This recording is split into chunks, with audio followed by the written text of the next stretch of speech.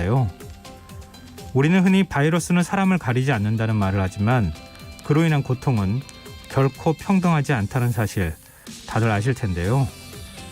세계적인 위기로 연대가 조금씩 희미해지고 있는 지금, 세계 식량 계획의 노벨 평화상 수상이 우리에게 던지는 메시지가 무엇인지 그 의미를 되새겨보면 어떨까요? 시사평론가 김성환입니다. 지난 7일 시작된 21대 국회 첫 국정감사가 사흘간의 일정을 마치고 잠시 숨고르기에 들어갔는데요. 잠시 후 뉴스야 외전에서는 국정감사 첫 주 성적표는 어떤지 이야기 나눠보겠습니다. 지난밤 발생한 울산 지역 주상 복합 아파트 화재, 큰 인명피해는 없었지만 화재 진압 과정에서 많은 과제를 남겼는데요. 더 깊이 있게 들여다보는 인터뷰 시간에는 공화성 우석대 소방방지학과 교수와 고층 화재 관련 이야기 나눠보도록 하겠습니다.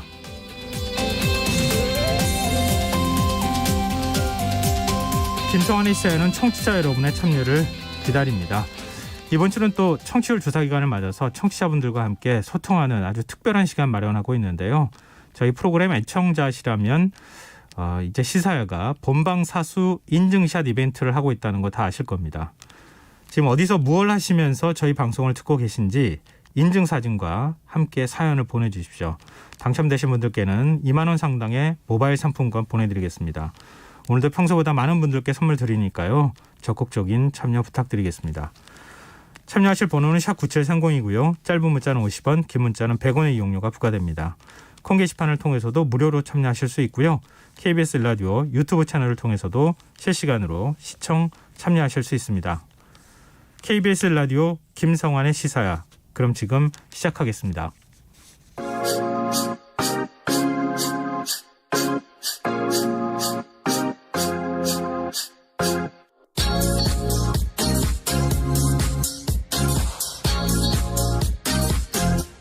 KBS 1라디오 김성환의 시사야.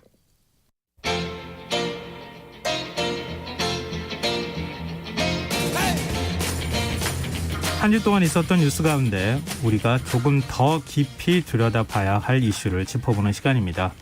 뉴스야 외전 함께 하실 패널 두 분 소개해드리겠습니다. 평소 뉴스야를 책임져주고 계시는 분이죠. 이젠 저희 식구나 다름이 없는데요. 김민아 시사평론가 나오셨습니다. 안녕하세요. 안녕하세요.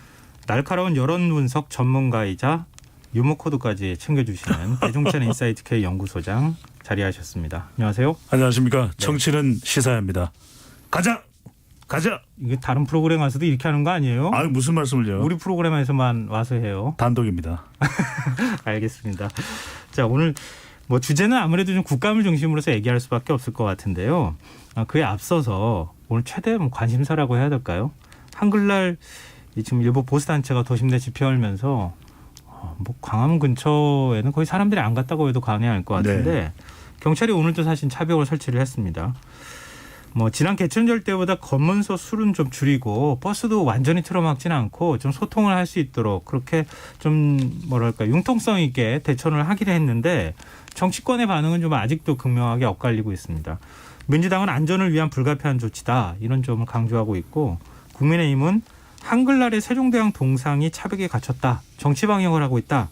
이렇게 비판하고 있는데 두 분은 차벽 논란 어떻게 보십니까? 뭐 차벽은 맞죠. 하지만 이제 여기서 중요한 것은 소통을 하지 않기 위한 차벽을 의미하는 것도 아니고 예. 철저하게 이제 이것은 방역을 위한 뭐 불가피한 조치의 성격이 상당히 강하죠. 예. 그러니까 집회 표현 또 결사를 방해하거나 저해하기 위한 조치는 결코 아닙니다. 그러니까 2008년의 경우를 보면 우리가 이제 명박산성이라고 그 당시 이야기를 했던 네. 것은 이 소고기 파동, 광우병 파동에 대해서 국민들이 전달하고 싶은 부분을 왜 정부가 경청하지 않느냐. 왜냐하면 생명에까지 위협을 받을 수밖에 없는 것이었거든요. 광우병이라는 것이. 그런데 이번의 경우에는 이렇게 철저하게 하는 이유는 지금 코로나19가 우리나라만의 문제가 아니다. 전 세계적으로 확산되고 있고 그리고 많은 사람들이 모이게 되면 감염을 우려할 수밖에 없는 것 아니겠습니까? 전문가들이 지적을 하고 있는 거예요. 여기서 이제 가장 중요한 부분이 이걸 겁니다. 이 보수단체에서 하고 싶은 이야기 또 우리 국민들이 비판하고 싶은 목소리가 있는데 그것을 강제로 불법적으로 막는다면 그건 잘못된 거겠죠. 하지만 지금 많이 모여서 뭐 비말이 튄다든지 또는 서로 모임을 하면서 식사를 한다든지 이럴 경우에 감염이 될 수 있는 것을 선제적으로 조치하기 위한 것이거든요. 네. 그럼 만약에 집회를 통해서 감염자가 대규모로 확대되고 전국으로 확산되고 난 이후에 그 책임은 누가 지나요? 우리가 그 상황을 이 광복절 광화문 집회를 통해서 지켜봤지 않습니까? 그리고 많은 이 집회를 통해서 모임을 통해서 지켜봤기 때문에 그것을 막는 것이지. 근데 한 가지는 이제 조금 이따 설명드리겠지만 점차 이러한 이 집회와 관련된 시각 자체도 진영 대결이 되고 있어요. 그러니까 이것이 감염이냐 또는 방역이냐 이런 차원이 아니라 내가 정말 정치적 시각이 진보적이냐 보수적이냐 사실 그렇게 판단할 문제는 아님에도 불구하고 그렇죠. 네. 점점 그렇게 되고 있다는 것은 우려스러운 일입니다. 근데 뭐 어떻게 달리 생각해 보면 정의당이나 참여연대 이런 곳에서는 그렇게까지 막지 말아야 된다. 차벽 설치 반대한다 이런 입장도 밝혔잖아요. 근데 이게 진영이라기보다는 어찌 보면 또 한편으로 책임의 무게이기도 하지 않겠나 이런 생각도 좀 들긴 해요. 왜냐하면 그렇죠. 정부 여당 입장에서는 한 번 만약에 방역이 뚫리면은 그렇죠. 걷잡을 수 없이 그 후과가 커지기 때문에 그런 것을 좀 두려움 그런 건 하면 안 되겠다, 좀 막아야겠다 이런 것에 좀 약간 강박을 좀 가질 수밖에 없는 상황이 됐고 네. 지금 뭐 같은 진보 진영이라 하더라도 시민단체나 아니면은 정의당 쪽에서도 보기에는 그런 점을 부담감을 좀 적게 가진다면은 좀 더 좀 자유롭게 열어놔주는 게 좋지 않겠느냐 이런 얘기까지도 나오고 그런데 있거든요. 이제 김연아 평론가님 말씀하시겠습니다만 그 경계를 어디에 두느냐는 거죠. 그참 참 어려운 쉽지가 문제. 않습니다. 네, 맞습니다. 어느 정도 우리가 그 표현과 이 집회의 자유를 더 보장하기 위해서 열어뒀는데 만에 하나 그것이 발생하고 났을 때는 참 이건 책임 소재를 규명하기도 어려울 뿐만 아니라 걷잡을 수가 없는 것이거든요. 그러니까 지금 거듭 말씀드립니다마는 지금 정부에서 하고 있는 조치가 말 그대로 보수단체는 가급적 이 발언을 자제해달라. 정부 비판을 하지 말라. 이것을 위한 이 차단이라면 그건 분명히 문제입니다. 그건 용납돼서는 안 되겠죠. 하지만 객관적으로 볼 필요가 있는 거죠. 그것이 방역을 위한 것이냐. 정말 지금은 워낙 이 감염 자체가 두려운 일이거든요. 네, 그걸 우리가 구분할 필요가 있겠죠. 네, 김연아 평론가. 그러니까 차벽이 뭐 최선의 대책은 아니죠. 어쨌든 뭐 집회 시위에 관해서는 이제 국민의 기본권이라는 게 있는 거고 네. 이것을 어쨌든 일부 제한하는 것은 뭐 헌법적으로 이제 보장되어 있는 것이긴 하지만 그것이 과잉되어서는 안 되는 거 아니겠습니까? 그렇기 때문에 뭐 광장을 이제 뭐 차벽으로 원천 차단해서 집회를 아예 못하게 한다는 것은 이제 뭐 최선책은 아닌 것인데 다만 말씀하신 대로 정부 입장에서 차선책을 선택할 수밖에 없는 그런 맥락이라는 거는 뭐 있는 거죠. 예를 들어서 우리가 이 코로나19 때문에 변화된 어떤 집회 관리의 문제 이런 것들을 봐야 되는데 과거의 사례에 이것이 집회 신고를 한 대로 진행되지 않는다. 그리고 불법 집회다라고 했을 때는 이 공권력이 그것을 해산하면 문제가 이제 해결이 됩니다. 그런데 이 코로나19 상황에서는 사실 애초에 신고한 대로 방역 지침을 지키지 않는 그러한 집회이기 때문에 예를 들면 뭐 해산을 시킨다거나 이런다 하더라도 이미 모인 상황에서는 이미 늦은 거거든요. 그것은 모이면 이미 늦는단 말이죠. 그런 어려움이 있기 때문에 이제 이런 차선책을 선택할 수밖에 없었던 것이다. 이렇게 봐야 되고 그리고 이제 이번에 개천절 집회의 경우에는 이 집회 신고를 내신 분들이 나름대로 방역에 있어서는 뭐 나름대로의 대책을 세워서 이제 얘기를 했습니다. 뭐 거리두기를 하겠다든지 방역 전문가를 현장에 배치하겠다든지 하지만 이것은 필연적으로 뭐와 연관이 되냐면 집회 규모하고 연관이 될 수밖에 없는 사안인 것이 2,000명 규모의 집회 신고를 하더라도 2만 명이 와버리면 그러한 이제 집회에 대한 방역 대책은 작동하지 않을 거거든요. 예. 실제로 광복절 집회가 그랬습니다. 뭐 네. 소수의 어떤 인원이 모인다는 공간에 대해서 법원이 허가를 해줬음에도 다른 데 신고해 놓고 금지된 모든 단체들이 모이는 바람에 아무런 소용이 없게 된 거 아니겠습니까? 그런 점들이 있기 때문에 이제 이런 대책이 이제 뭐 불가피했던 거라고 저는 보는데 다만 코로나19가 언제까지 갈 것인지 지금 뭐 예상할 수 없는 상황이기 때문에 그 기간 동안 계속 이렇게 모든 집회를 원천 차단할 수는 없겠죠. 그것은 뭐 맞지 않다고 봐서 그렇다면 남은 대책은 뭐 여러 가지 뭐 창조적인 어떤 방법을 고려해야 되겠지만 무엇보다도 중요한 거는 사회적으로 어떤 규범화가 돼야 될 필요가 있을 것 같습니다. 집회라는 것을 하더라도 방역 대책을 완벽하게 지킬 수 있는 조건에서 해야 된다. 예를 들면 우리가 지하철이나 대중교통을 이용할 때 이제는 마스크를 안 쓰면 뭐 어떤 의무화됐다 뭐 이런 걸 떠나서 네. 사람들이 어떤 따가운 눈초리와 어떻게 이럴 수가 있느냐는 항의가 있지 않습니까? 그런 것처럼 집회라는 것을 방역 대책을 꼭 이제 지키면서 방역 지침을 지키면서 하지 않은 거에 대한 어떤 사회적 압력이라는 게 있어야 되겠고 그런 게 좀 규범화돼야지 이 상황이 좀 그나마 우리가 대안을 만들어낼 수 있지 않을까 이런 생각이 생각이 듭니다. 그러려면 집회하시는 분들이 좀 생각을 좀 바꿀 필요가 있겠죠. 뭐 청취자분들께서도 의견 주고 계시는데요. 네. 2885님께서는 제가 볼 때는 방역이라는 핑계로 정부 비판하는 소리를 듣고 싶지 않아서 집회를 못하게 하고 있다고 생각합니다. 이런 의견 주셨고요. 6698님. 코로나 이전엔 시위를 막지 않았잖아요. 이런 또 의견을 주시기도 하셨는데요. 지금 국민 여론은 어느 정도입니까? 네, 이 한글날 도심 집회 원천 차단 방침에 대한 이제 공감도를 네. 물어봤는데요. 이 불가피한 조치다 원천 차단이 56.4%로 나타났고요. 과잉 조치다라는 주장은 40.6%로 나타났습니다. 약 16%포인트 이 불가피한 조치다라는 의견이 더 높았는데 네. 이번 조사는 리얼미터가 오마이뉴스의 의뢰를 받아서 지난 6일 전국 8,142명을 네. 대상으로 실시한 조사인데요. 이게 8,142명은 아닐 텐데 예. 네, 500명 조사이고 유무선 RDD 이 자동응답 조사 방식이었고 응답률은 6.1%, 표본오차는 95% 신뢰 수준의 플러스 마이너스 4.4%포인트입니다. 조사 유효 샘플 수는 500명입니다. 네. 지금 그 배종찬 소장이 자꾸 나이를 들어가면서 이 자꾸 글자를 잘 못 읽는 건 줄 알고 아우, 제가 지금 깜짝 놀랐습니다. 이 글자 못 읽어가지고 이렇게 막 눈을 노안이 막 왔어요. 내가 이거 좀 글자를 이제 보이네요. 네. 그 나이는 속일 수 없다고 지금 뭐 머리가 점점 허해지고 네. 그렇습니다. 아유. 예, 본지 꽤 오래됐지만 하여튼 네. 지금 이제 뭐 앞서 이제 청취자분들 의견 갈리는 것도 저희가 잠깐 얘기 나눴지만 국민의 의견도 좀 갈린다고 보는 게 맞을 것 같아요. 지금 한 6대4 정도 나오는 의견이지만 어느 한쪽으로 완전히 쏠렸다고 보기는 조금 어려울 네. 것 같고요. 저는 두 가지 정도만 짧게 추가를 해서 말씀드리면 관련된 방송들을 좀 다 훑어봤는데 경찰이 이렇게 통제를 하니까 불편하죠. 그러다 보니까 이번 조사 결과도 보면은 이 서울 지역에서는 상당히 팽팽합니다. 과잉 조치라는 것도. 네네. 왜냐하면 이제 일상생활에서의 불편함을 네. 가지게 되기 때문인데 그렇기 때문에 좀 경찰의 이 통제와 관련된 부분도 좀 가이드라인을 정해서 정부에서 발표를 하면 좋을 테고 뭐 보수단체도 그렇습니다. 정부에 뭐 하고 싶은 이야기들이 많겠죠. 네. 또 뭐 국정 수행에 대해서는 만족도 있지만 불만족도 있다면 코로나19 국면이라는 점을 감안한다면 아까 김민하 평론가께서 아주 좋은 말씀 주셨는데 좀 창의적인 방법을 통한 의사 표현을 하는 것도 방법이지 않겠냐. 네. 가령 뭐 LED 판을 이용을 해서 한다든지 그러니까 이른바 이 정부에서도 감염, 이 코로나와 관련된 불안감을 좀 떨쳐버릴 수 있는 방법이 있을 겁니다. 네. 그런 수단을 동원해서 뭐 집회 또 표현을 하는 것도 하나의 방법이겠죠. 네, 알겠습니다. 이 얘기 뭐 여기까지 해도 될 것 같습니다. 이제 본 주제로 좀 넘어가 보겠습니다. 지난 7일부터 21대 국회 첫 국정감사가 시작이 됐는데요. 뭐 이렇게 큰 한방은 없었던 것 같아요. 보니까. 뭐 늘 그랬다 이렇게 생각하시는 분들도 있을 것 같은데 뭐 날카로운 송곳질문 하는 의원들 좀 스타 의원도 이번에는 그렇게 보이지는 않는 것 같고요. 두 분은 이 국정감사 사흘 동안 기간 어떻게 평가하십니까? 일단 좀 짧게 평가해 주시고 그다음에 자세한 내용은 또 풀어서 얘기를 하죠.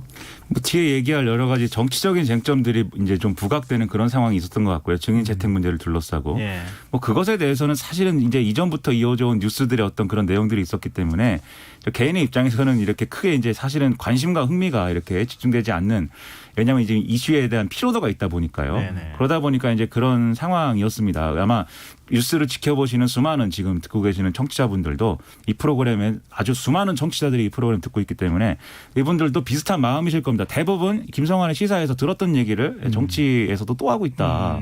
이제 이런 기분을 맡기셨을 텐데 저는 다만 이번에 국정감사 과정에서 그래도 이런 어떤 좀 재미있다, 흥미롭다라는 구도가 나온 것은 이 기재위에서 네, 이거 주식 양도소득세 부과 기준을 3억, 네. 대주주 기준을 3억 원 이상으로 할 거냐, 10억 이상으로 둘 거냐, 이거 논쟁과 관련해서 기재부를 중심에 놓고 여야가 한편이 돼서 홍남기 부총리를 이렇게 몰아세우는 모습. 예, 몰아세우는 거 보면서 이런 건 좀 흥미롭다 이런 생각을 좀 했습니다.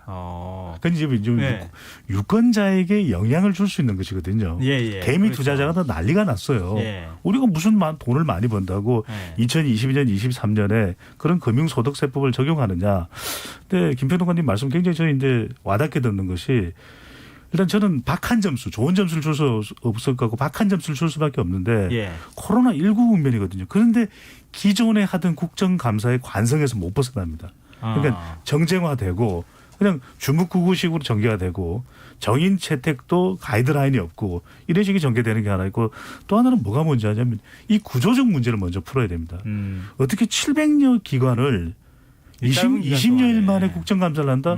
이건 어린 반푼어치도 없는 소리입니다. 그러니까 저는 이번에 사실 더 진지하게 여야가 고민해야 되는 거는 이걸 1년 내내 상시 국정감사로 간다든지 예. 뭔가 좀 획기적인 방안을 좀 아이디어를 냈어야 되는데 그렇지 못했다는 거죠. 아니 아이디어는 없었던 게 아니고 늘 그동안에 그 얘기 나왔는데 국회가 안 해왔던 거죠. 근데 네. 이게 한편으로 국회의원들도 피곤하고 피감 기간도 아 이거 빨리 이것만 지나면 되니까 네. 상시국감하면 훨씬 더 힘들잖아요. 아니 우리는 안 피곤합니까? 진행자도 피곤하고 우리도 피곤해요. 근데 최선을 다합니다. 죽을 똥 살 똥 최선을 다하는데 저는 좀 그런 모습 좀 보이면 좋겠어요. 그러니까 그 얘기가 굉장히 오랫동안 지금 한 수십 년째 나오는 것 같은데 뭔가 대안을 안 만드는 거 보니까 혹시 그런 의도가 있는 거 아닌가 이런 생각도 한편으로 해보는데요. 이번 국감은 사실 어느 곳이나 다 마찬가지지만 증인 채택 문제 가지고 제일 먼저 기싸움을 네. 벌여요. 그러니까 첫날은 거의 그걸로 그냥 시간 다 보냈다고 해도 과언이 아닌데 여당이 증인 채택이 너무 소극적이다. 어떤 상임위는 증인 채택 한 명도 안 한 상임위도 있다. 이건 좀 문제가 있지 않느냐 이런 지적이 있고 또 그 정반대편에서는 야당이 너무 정치적 공세를 하기 위해서 증인을 채택하려고 하고 있다. 이런 비판적인 목소리도 있거든요. 어떻게 보세요? 이 증인 채택은 약간 여당이 좀 품이 너그러워야 되는 건가요? 여당도 만만치는 않을 겁니다. 그런데 이제 저는 결론을 먼저 말씀드리면 여당도 정인 채택을 조금 더 저는 적극적으로 가져갈 필요가 있다. 근데 왜냐하면은 이 정쟁화되는 정인 말고 네. 다른 민생 분야의 정인들은 얼마든지 채택할 수 있거든요. 네, 그렇죠. 그렇다면 20여일 기간 동안에 그리고 거대 여당이기 때문에 분명히 지지자들도 그렇지만 국민들의 기대감이 있습니다.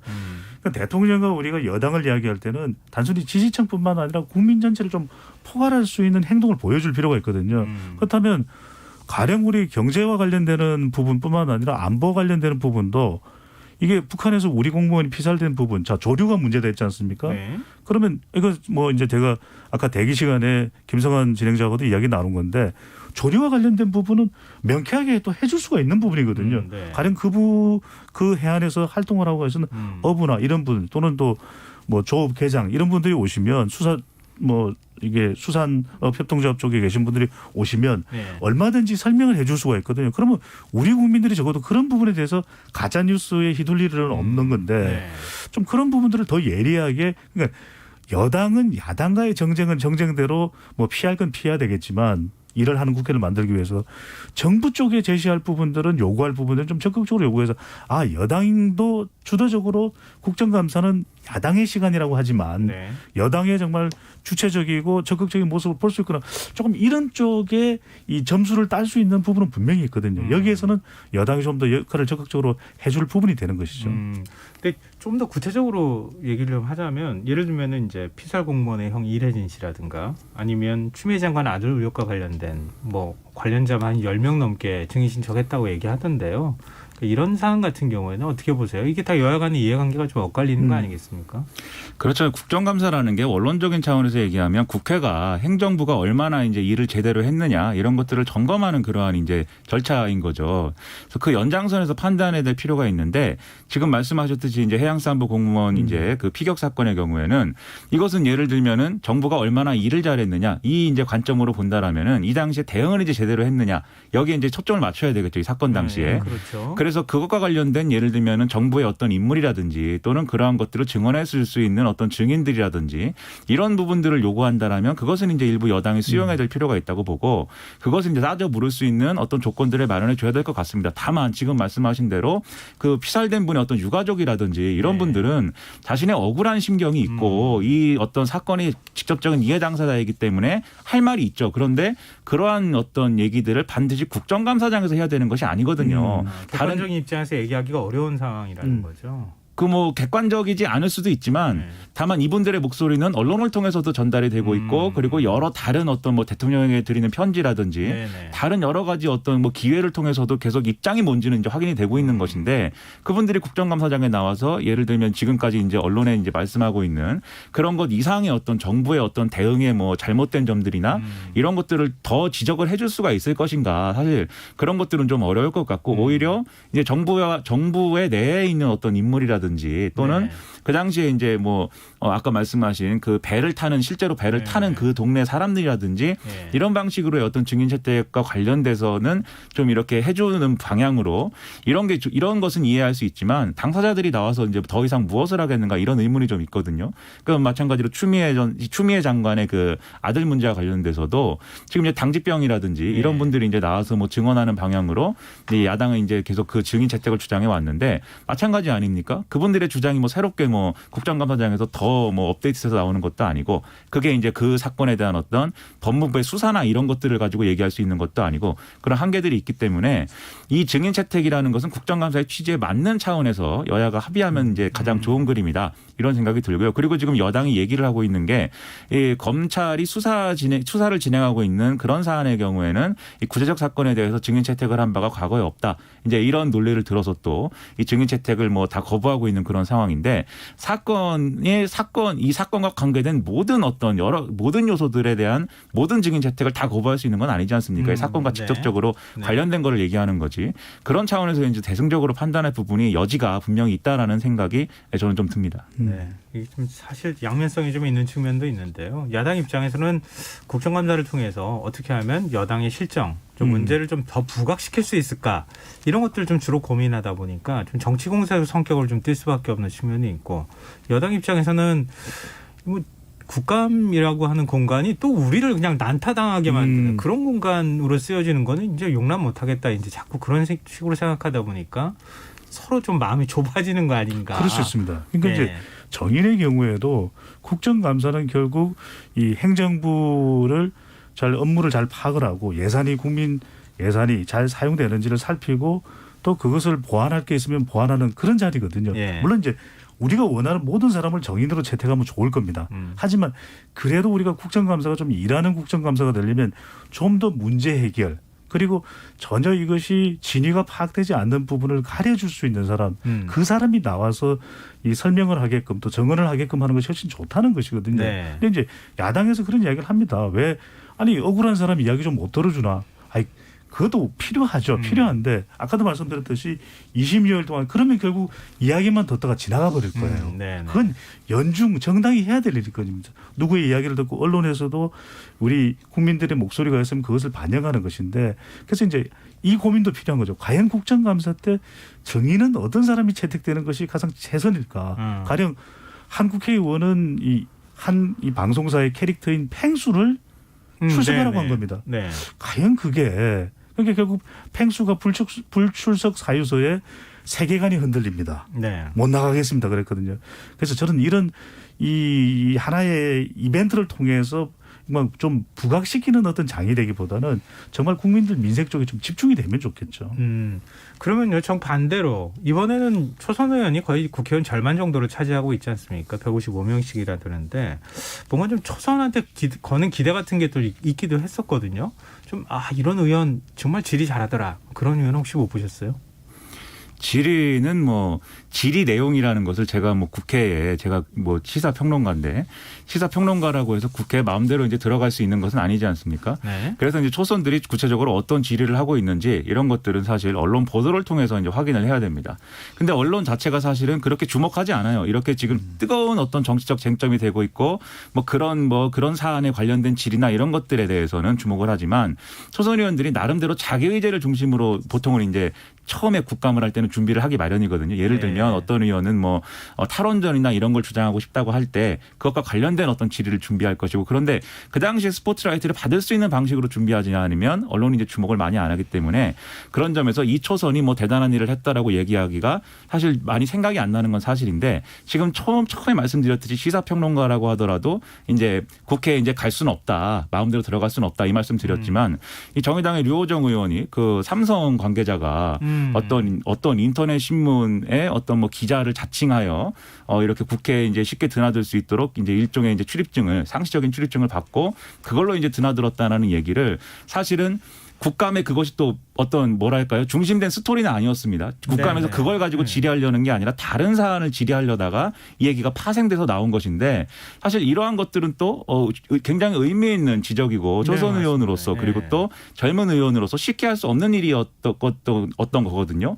근데 이런 것들을 해낸 것을 보면은 어쨌든 새로운 신인이 국회에 들어간 것에 대한 어떤 긍정적인 효과는 분명히 있다. 다만 이것도 사실은 좀 뭐랄까요 돌발적으로 이제 좀 나온 이슈이고 돌발적으로 또 이렇게 발굴한 이슈가 됐기 때문에 그것은 조금 좀 아쉬운 부분이 있지만 어쨌든 이런 것은 저는 기억에 많이 남았습니다. 근데 아니 유호정 의원 같은 경우에는 그 약간 날카로움과 센스가 있지 않고서는 그 포착하기 좀 어려웠을 거예요. 그렇습니다. 네. 그러니까 초선 의원도 좋은 의견을 내면은 주목받습니다. 네. 실제 이제 국민의힘의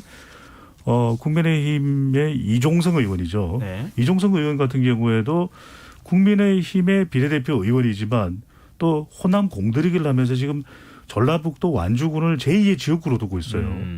근데 이종성 의원 같은 경우에도 제가 이렇게 뉴스 기사들을 보면은 국감 또는 국감 그 이전에도 장애인들의 권익을 좀 보장할 수 있는 것을 네. 계속 제기하고 있습니다. 그래서 기획재정부 관련해서도 왜 장애인 예산이 삭감이 됐느냐. 그건 초선은 주목 안 하죠. 주목 안 합니다. 그러니까 우리가 늘 하는 이야기가 국정감사 때는 어떻게든 주목을 받을 수 있는 반짝 뉴스를 터뜨려야 된다 생각하는데 그렇지 않습니다. 그 한두 번으로 해서 본인의 이름이 알려진다고 해서 아주 훌륭한 의원이 되느냐 그건 결코 아니거든요. 네. 그래서 우리가 강조할 수밖에 없는 것이 이게 그냥 반짝 터뜨렸다고 해서 그것이 효과적으로 나중에 정부 정책으로 보완되거나 새로운 입법으로 또 발의되거나 이런 건 아니거든요. 여기서 중요한 게 저도 여러 차례 뭐 다른 회의에 있어서도 다른 세미나 같은 데 갈 때 강조하는데 이 국정감사 모니터링 기능을 강화해야 됩니다. 그래서 지금도 모니터는 근데 그게 활성화가 안 된 거죠. 음. 정말 꼼꼼히 들여다봐서 이런 정쟁적인 부분이 아니라 이런 우리 국민들의 민생 사각지대와 관련된 부분들을 좀 넓혀주고 해소해주는 의원들의 국정감사 활동을 조명해줘야 됩니다. 그러니까 물론 이제 이 더불어민주당의 박용진 의원 같은 경우에 유치원 이슈가 큰 이슈니까 주목받았지만 그 외에도 가려져 있는 활동을 잘한 분들이 있거든요. 예. 그것을 통해서 가려진다면 우리가 뉴스거리가 돼야 되는데 내 발표가 내 지적이 내 발언이 그게 안 된다면 곤란하지 않겠냐 하는 식으로 매달리지 않아도 될 수 있는 국정감사를 우리가 2, 3년 뒤에는 만들 수가 있겠죠. 네, 좀 그런 부분에 대한 어떤 근본적인 변화가 필요하다 이런 지적도 또 해주셨는데요. 이 논란 하나만 좀 더 짚어보죠. 국민의힘 곽상도 의원이 국정감사에 문재인 대통령 아들 문준용 씨가 출강 중인 대학 이사장에게 강의 평가 자료를 요구한 사실이 알려져서 지금 이 논란이에요. 지금 서로 간에 또 설전이 오가기도 하고 있고요. 뭐 곽상도 의원은 그냥 문재인 대통령 가족사 파헤치는 뭐 전문이라고 해야 될까요? 이건 우리 국민들이 볼 때 이 부적절하다고 볼 것 같아요. 그렇게 볼 수밖에 없는 이유가 국정감사를 하고 나면 오히려 전체 정당의 지지율이 떨어지는 경우가 많습니다. 그만큼 기대에 부응하지 못한다는 것인데 아니 가령 대통령의 가족도 이 모니터링 될 수 있습니다. 국회의원을 통해서. 네네. 하지만 그것은 부적절한 권력이 사용됐다든지 합리적이지 못한 행동을 보였을 때 그것이 감사돼야 되겠죠. 네. 그렇다면 가령 대통령의 아들이 특정 대학의 강사가 되는데 보이지 않는 손이 작용했다. 특혜가 있다. 그렇죠. 특혜가 네. 있었다. 그럼 그걸 근거를 통해서 이건 잘못된 겁니다. 이것은 대통령의 권력이 보이지 않는 손에 의해서 남용됐습니다. 라고 지적을 할 수 있겠지만 대통령도 가족도 개인이고 또 그들의 이 일상도 중요합니다. 그런데 지적된 부분이 뭐냐면 강의평가 자료예요. 이건 강의평가 자료는 전혀 이 감사의 대상이 되기 곤란한 부분이죠. 만약에 강의평가 자체가 기준 없이 적용되는 대학의 비리를 지적하기 위한 것이었다면 모르겠는데 대통령의 아들인데 강의평가 이걸 통해서 이 대통령 가족에 대한 흠집내기 이건 정쟁적으로는 통할지 몰라도 우리 국민들이 객관적으로 보는 국정감사에서는 보고 싶지 않은 부분이거든요. 그러니까 그런 만큼 대통령의 아들이 공부 잘하느냐 못하느냐 그거 성적 따지는 거하고 비슷한 거 아니겠어요? 아니 그리고 이 강의 비교를 평가는 하자면 학생들의 객관적인 평가입니다. 이건 또 이 외부로 또 노출되지도 않는 것이고 네. 그런데 이 문준용 씨가 그런 이야기를 합니다. 왜 나 때문에 다른 사람이 피해를 입어야 되느냐. 그래서 뭐 각상도 의원이 어떤 걸 노렸는지는 잘 모르겠어요. 목적으로 했는지 모르겠지만 만약에 이 국가 고위층의 권력 남용이 있었다면 그 부분에 더 집중하는 것이 맞는 것이지 네. 이것은 맞는 사안은 아닌 걸로 보입니다. 네. 그러니까 이거 마찬가지인데요. 이게 뭐 곽상도 의원의 항변이라는 건 그렇습니다. 이 이사장, 대학의 이사장을 증인으로 신청한 것 자체는 여당이다. 다른 사안에 대해서. 근데 이제 그 신청을 하였기에 신청을 했으면 이 문준용 씨의 출강하고 있는 이 강의의 어떤 강의 평가를 그럼 가져와 봐라라고 얘기한 것에 불과하다 이렇게 주장하고 있지만 사실은 그렇게 뭐 누가 증인 신청을 했느냐는 본질이 아닌 거죠. 지금 말씀하신 대로 왜 강의 평가 자료가 필요한 거냐. 그러니까 이제 의심이 되기 때문에 강의 평가 자료를 달라고 하는 건데 그 의심이 된다는 거에 근거는 문준용 씨의 강의가 뭐 2개에서 4개로 늘었다든지 뭐 그런 얘기입니다. 그러니까 2개에서 4개로 늘은 게 뭐 다른 이유일 수도 있는 것이고 정말 뭐 특혜일 수도 있는 것이고 우리가 상상은 해볼 수가 있겠지만 네. 적어도 누군가가 이거는 이러저러한 사안에 있어서 볼 때 특혜입니다. 근거가 이런 게 있습니다라는 제보가 있다든지 그런 게 있어야 이제 할 수 있는 일 아니겠습니까? 근데 곽상도 의원은 지금 그런 것이 있다고 지금 얘기하고 있지는 않거든요. 그런 걸 볼 때 상당히 말씀하신 대로 흠집내기 부분으로 이제 해석될 수밖에 없는 사안이고 그리고 더군다나 우리 김성환 평론가 말씀하셨지만 곽상도 의원은 지금까지 굉장히 이 대통령의 이제 친인척들에 대한 어떤 비리 이런 것들을 발굴하기 위하여 여러 가지 노력을 하고 그것을 이슈화시키려고 굉장히 여러 가지로 힘을 써왔습니다. 근데 잘 안 됐죠. 그러다 보니까는 그 일부 또 여당 의원들의 경우에는 그것을 이제 좀 비아냥거렸는데 뭐 어떤 박근혜 정권에서 민정수석을 하실 때 실패해서 그런 거냐. 어떻게 뭐 사설 탐정처럼 지금 하고 있는데 하나도 이렇게 뭐가 안 될 수가 있느냐 이렇게 좀 하기도 했는데 이런 것 자체가 사실은 곽상도 의원 입장에서는 별로 그렇게 의정 활동에 도움이 되거나 자신을 빛나게 하는 뭐 그런 요인은 안 될 것 같습니다. 그래서 과거에 전형적인 저격수 정치를 하려고 이제 하는 것인데 그런 걸 통해서 국정감사의 이제 본래적인 어떤 기능까지 좀 훼손할 정도에 이르는 것은 부정적인 평가를 초래하는 게 아닌가. 제가 걱정을 할 팔자는 아니지만 걱정을 좀 이번에는 해보죠, 제가. 네. 원래 옛날부터 홍준표 전 의원도 그렇지만 이게 저격수를 자임하는 그런 경우가 있는데 그럴 때 격언이라고 해야 되나요? 원샷 원킬. 그럼요. 네, 그런 거 있잖아요. 막 난사하듯이 막 넣는 게 아니라 하나를 하더라도 탁 꽂히게 그렇죠. 그렇게 내놔야 되는데 난사는 저격수가 아니고 기관총 사수죠. 짧게 하나만 덧붙이면은 노무현 대통령이 참 많은 국민들에게 각인됐던 것도 정말 그 한 방이었거든요. 청문회 때 근거입니다. 증거를 가지고서 탁 들이댔을 때 그것에 대해서 아무 누구도 반박하지 못할 때 바로 국민들은 거기서 쾌감을 얻는 것이거든요. 사실 국정감사는 야당의 시간이 됐든 아니면 여당의 책임이 됐든 바로 그 역할을 잘해야 되는 거죠. 네, 알겠습니다. 자, 지금 여러분께서는 KBS 라디오 김성환의 시사회를 듣고 계십니다. 뉴스야 외전 김민하 시사평론가, 배종찬 인사이트K 연구소장 두 분 패널과 함께하고 있습니다. 좀 얘기를 좀 이어서 가보도록 하죠. 지금 이제 국감이 진행 중인 가운데 여론조사가 발표가 됐어요. 네. 문재인 대통령과 민주당의 지지율이 지금 야당에서 국감이 야당의 시간이 될 것이다 이렇게 얘기를 했다 그러면 보통 뭐 여당 입장에서는 좀 수세적이 될 수밖에 없잖아요. 국감 기간 동안에. 지지율이 오히려 올라갔어요. 그리고 야당 지지율은 오히려 국민의힘 지지율은 떨어졌는데 이거 어떻게 해석을 해야 되는 거죠? 대통령과 여당의 지지율은 추석 이후 실시된 조사에서 결집을 했어요. 네. 근데 오히려 이 악재가 많았음에도 불구하고 국민의힘은 반사 이익을 얻지 못한 것으로 나타났습니다. 리얼미터가 TBS의 의뢰를 받아서 지난 5일부터 7일까지 실시한 조사이고요. 전국 2,009명 유무선 RDD 자동응답 조사했고 표본 오차는 95% 신뢰 수준 플러스 마이너스 2.2%포인트 응답률은 4.7% 자세한 중앙선거관리위원회 홈페이지에서 확인 가능한데요. 대통령 국정수행평가 긍정평가가 45.1%로 추석 전 조사보다도 0.9%포인트 상승했습니다. 이 부정평가는 51.4%로 0.5%포인트 하락했고요. 네. 더불어민주당은 35.7%로 올라갔고 국민의힘은 28.7%로 30%대 지지율에서 20%대 후반으로 내려왔습니다. 그러니까 악재가 많았는데 대통령의 지지율도 올라가고 대통령의 지지율이 조금이라도 올라가면 여당의 지지율도 동반 올라가는 무슨 현상, 무슨 공식, 시사야 현상인데 뜬금없나요? 네, 뜬금없었어요. 청취율에 도움되면 뭐든 합니다. 그리고 이제 국민의힘의 경우에는 내려갔는데 네. 우리가 이런 게 있습니다. 이 대통령의 이 핵심 지지층이 얼마나 결집되어 있느냐 그리고 네. 견인되고 유지되느냐 그러면은 위기 국면에는 자칫 여기서 지지율이 더 내려가면은 국정 동력, 개혁 동력이 마비될 수 있다라고 하는 인식이 이 확산되게 되거든요. 그럴 경우에 이제 결집됩니다.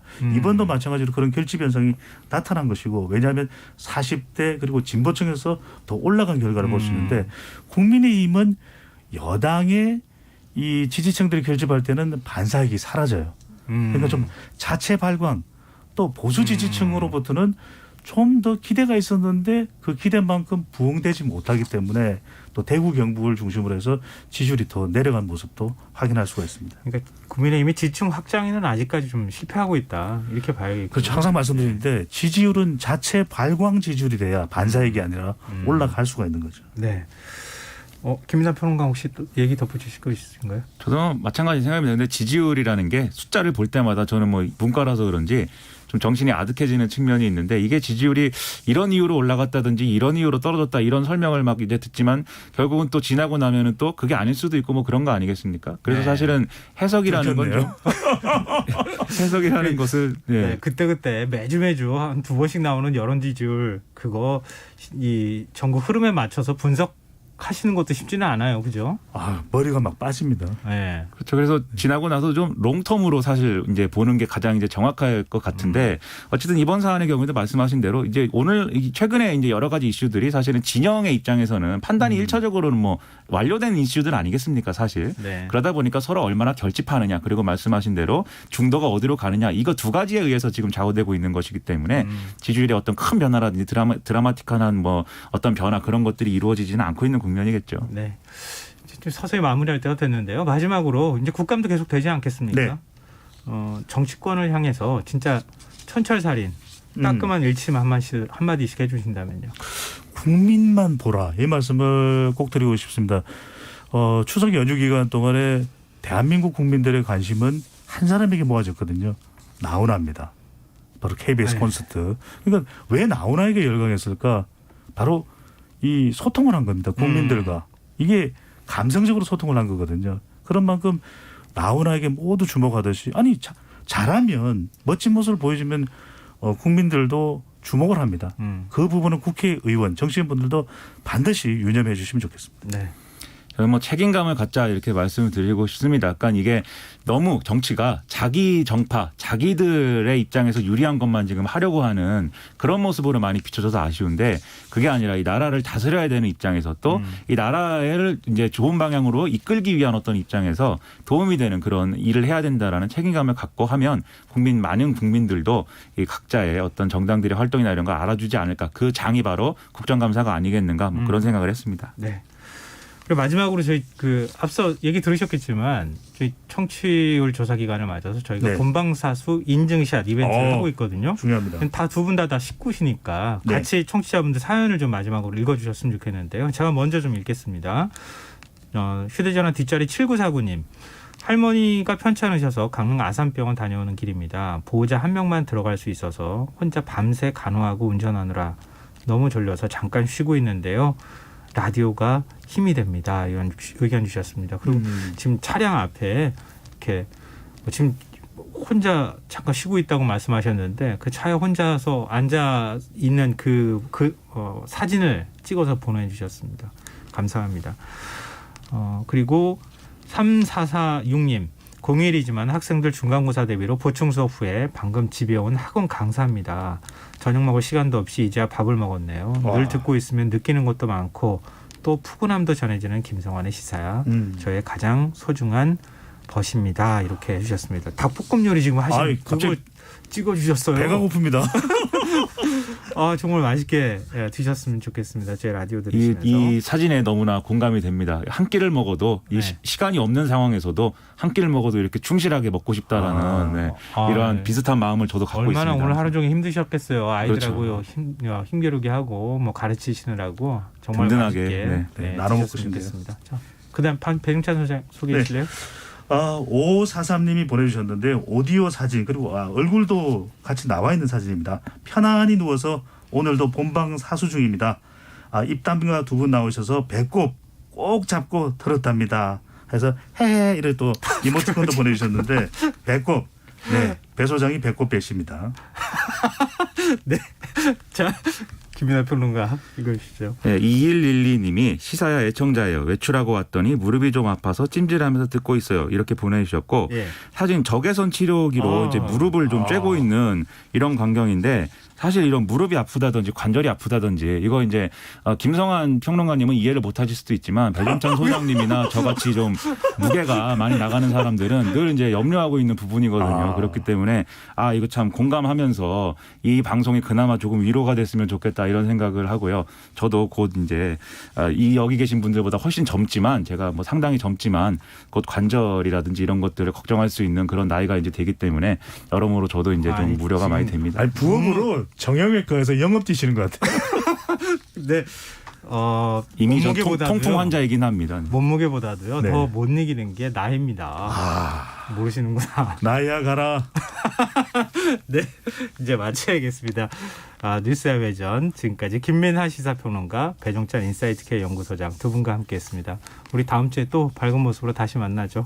오늘 말씀 고맙습니다. 고맙습니다. 감사합니다.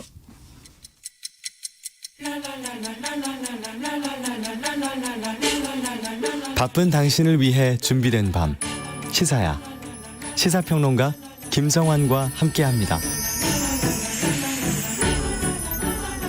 어젯밤 울산의 한 고층 주상복합 아파트에서 화재가 발생해 15시간 반이 지나서야 완전히 꺼졌습니다. 건물 전체가 불에 탈 정도로 화재 규모가 컸지만 다행히 사망자는 발생하지 않았습니다. 이번 화재 사고를 계기로 불에 취약한 건물 외장재와 소방장비 부족을 지적하는 목소리가 나오고 있는데요. 오늘 인터뷰 시간에는 공하성 우석대 소방방지학과 교수와 화재 원인과 함께 어떤 대책이 필요한지 짚어보도록 하겠습니다. 교수님 안녕하십니까? 네, 공화성입니다. 어제 그 밤 지나가면서 이 화재 막 속보로 전해지는 거 혹시 보셨어요, 교수님도? 네. 걱정을 저희들이 느끼는 것보다 훨씬 더 전문적인 걱정을 많이 하셨을 것 같다는 생각이 드는데요. 이제 화재가 꺼지는데 불이 완전히 꺼지는 게 5시간이 넘어서야 이제 꺼졌습니다. 왜 이렇게 오래 탄 겁니까? 네, 상당히 많이 이번에 시간이 걸렸습니다. 예. 12층에서 발생한 불이 바깥 창문을 깨고서 알루미늄 복합 패널을 타고 위층으로 급속도로 화재가 번지면서 그 건물 내부로 불길이 들어갔고 그러면서 그 건물 내부의 잔불이 또 강한 바람에 의해서 또 되살아나기도 하고 또 불띠가 또 다른 층으로 날아가서 다시 불이 붙기도 하면서 진화에 많이 어려움을 겪은 것으로 판단됩니다. 근데 이렇게 그 화재가 발생한 아파트가 33층 높이라고 하는데요. 네. 이런 고층 건물의 진화의 경우에는 그리고 또 구조 작업은 보통 어떻게 진행이 됩니까? 네, 일반적으로는 고가사다리차를 펼쳐서 15층까지 올라간 다음에 거기서 이제 방수포를 이용해서 물을 뿌리든지 그 고가사다리차를 통해서 그 건물 내로 진입해서 내부에 불을 끄든지 구조 작업을 하는 것이 일반적입니다. 근데 울산광역시는 고층 화재 진압에 쓰이는 사다리차가 없다면서요? 네, 맞습니다. 고가 굴절 사다리차라고 하는데 이것은 이제 7대 광역시 중에서 울산에 없고요. 그다음에 대구에 없고 광주에 없습니다. 그 외에 이제 서울 경기 지역에 집중되어 있는데요. 전국에 한 10대 정도 있는 것으로 현재 파악이 됩니다.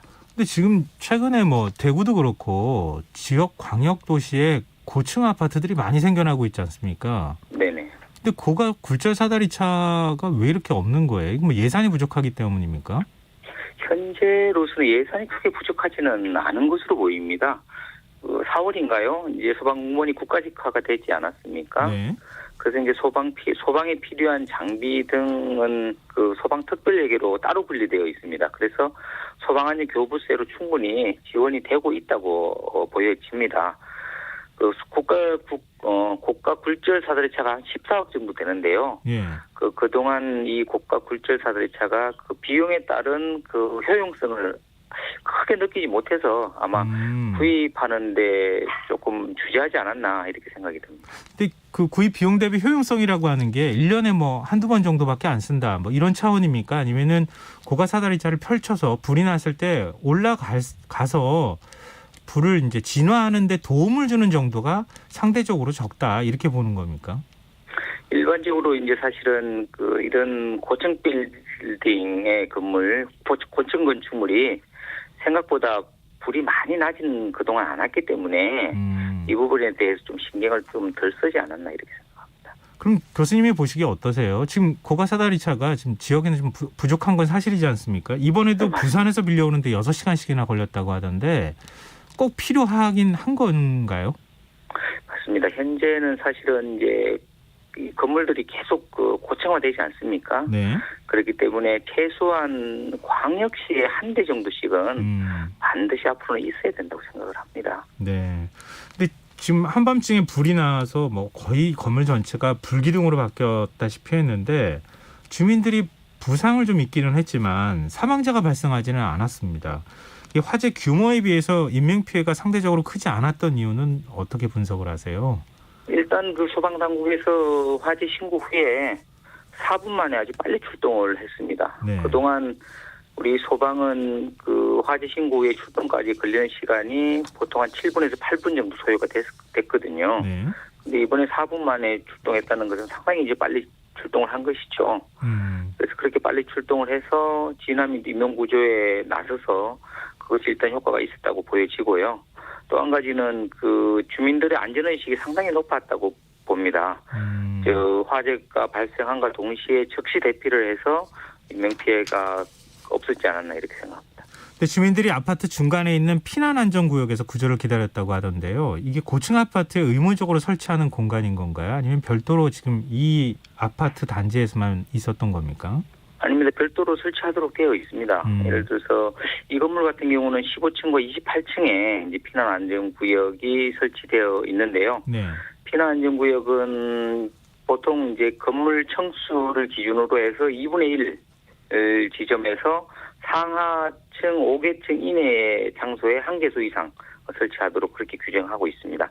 이 피난안전구역에는 뭐 공기호흡기라든가 방열복 이런 것들도 잘 구비되어 있고 예. 또 열이나 연기도 들어가지 못하도록 아주 안전하게 조치가 되어 있습니다. 아, 이게 몇 층 이상 건물에 아파트나 이런 곳에 설치되도록 되어 있습니까? 일단 16층 이상은 돼야 됩니다. 아, 16층 이상에는 피난안전구역이 꼭 있도록 피난안전구역을 설치하도록 되어 있다. 네, 그렇습니다. 아, 그리고 이제 화재가 발생한 원인도 지금 중요할 것 같은데요. 지금까지는 에어컨 실외기가 최주 발화 지점이다 이렇게 얘기가 나오는 것 같습니다. 교수님께서는 어떻게 보세요? 에어컨 실외기에서 화재가 발생했다고 하면 그 내부의 먼지 등이 그 에어컨 실외기에 많이 쌓일 수 있거든요. 네. 그로 인해서 저희들은 전문용어로 트래킹 현상이라고 하는데 그 전선과 전선 사이에 그 먼지동으로 인해서 그 미세한 전류가 흐르면서 여기에서 열이 발생이 되고 그런데 과열이 되면서 이제 화재가 이제 발생되는 것이죠. 네. 사실은 이 실외기 외에도 뭐 개인의 어떤 다른 부주의 아니면 또 전기 화재 또 방화 이런 것들도 또 생각해 볼 수 있기 때문에 어느 한 원인으로만 일단은 현재는 단정 지어서는 안 되고 다각도로 화재 원인을 조사할 필요가 있겠습니다.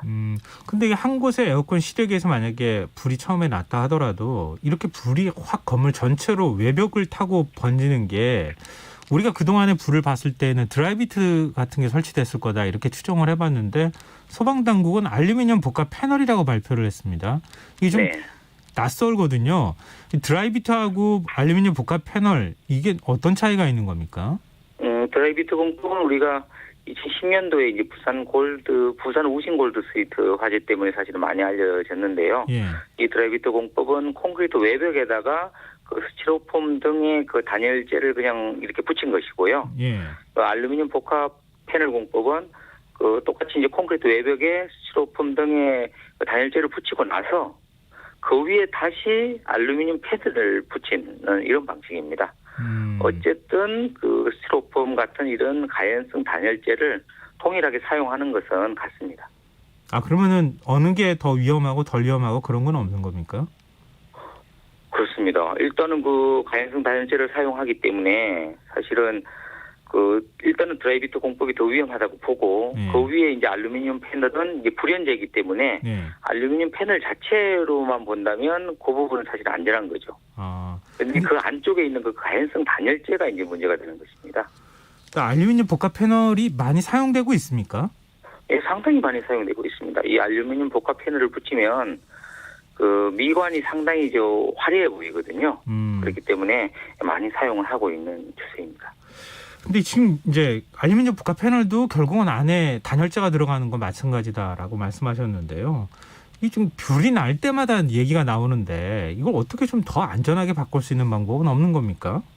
사실은 이제 아까 말씀드린 대로 2010년 그 부산 그 화재 이후로 이제 건물 외벽에도 이제 사실은 이 가연물 사용하면 이게 문제가 된다. 그래서 이제 30층 이상의 새로 짓는 건물에 대해서는 그 불연제를 반드시 사용하도록 예. 이렇게 규정이 바뀌다가 2015년도인가요? 그때 또 의정부에서 또 화재가 발생했습니다. 예. 의정부 10층 아파트 화재였습니다. 그리고 나서는 이제 법이 더 강화됐습니다. 30층이 안 되겠다. 네. 6층 이상의 외벽에 6층 이상의 건물의 외벽에는 반드시 불연제를 사용하라. 이렇게 규정이 바뀌었는데 문제는 이것이 소급 적용되지 않는다는 것입니다. 다시 말씀드려서 2009년 이전에 지어진 건물에 대해서는 건물 외벽을 가연제로 사용을 해도 전혀 문제가 없다는 것이죠. 그게 무방비 상태라고 해도 과언이 아닐 텐데 이걸 좀 어떻게 바꿀 수는 없는 겁니까? 사실은 그 이미 지어진 건물에 대해서 소급 적용하려고 하다 보니까 그 건물주의 반발이 너무 심한 겁니다. 그러다 보니까 아직은 못 바꾸고 있는데 사실은 화재 위험성 측면에서 보면 신축 건물보다 사실 오래된 건물이 훨씬 더 위험성에 노출되어 있거든요. 네. 그래서 이 오래된 건물도 반드시 법을 소급 적용해서 그 건물 외벽에도 반드시 불연제로 사용할 수 있도록 이렇게 할 필요가 있습니다. 네. 근데 그 마지막으로 좀 시간이 좀 짧게 남긴 했지만요. 고층 아파트에서 화재가 발생했을 경우에 어떻게 대피하는 게 좋습니까? 일단은 뭐 1층으로 갈 거냐 옥상으로 갈 거냐 고민이 많이 될 수가 있습니다. 네. 예, 정답은 가까운 쪽으로 가는 것이 좋습니다. 내가 있는 위치에서 지상에 가까우면 지상 쪽으로, 옥상에 가까우면 옥상으로 가는 것이 좋고요. 예.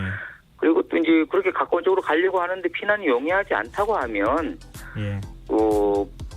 안전한 곳으로 가야 되겠죠. 불길이 없는 쪽으로. 알겠습니다.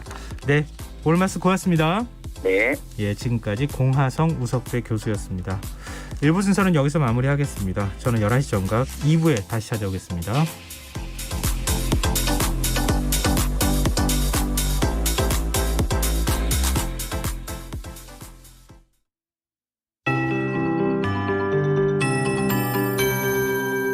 KBS 58분 날씨. 현재 전국이 대체로 맑겠으나 강원 영동, 경상도, 제주도는 구름이 많겠습니다. 내일도 전국이 대체로 맑겠고 강원도와 경상도, 제주도는 모레 낮까지 흐리겠습니다. 제주도는 내일 새벽부터 오전 사이, 강원 영동과 경북 북부 동해안은 내일 아침부터 낮 사이에 가끔 비가 오겠고 강수량은 5mm 내외입니다. 내일 서울의 아침 최저기온은 오늘보다 0.4도 낮은 12도로 예상되는 등 전국의 아침 최저기온 8도에서 18도의 분포를 보이겠습니다. 내일 낮 최고기온 서울이 오늘보다 0.7도 높은 24도가 예상되는 등 낮 최고기온은 17도에서 26도의 분포를 보이겠습니다. 중부 내륙을 중심으로 아침 기온이 10도 내외로 떨어지는 곳이 있겠고 전국 대부분 지역에서 낮 기온이 20도 이상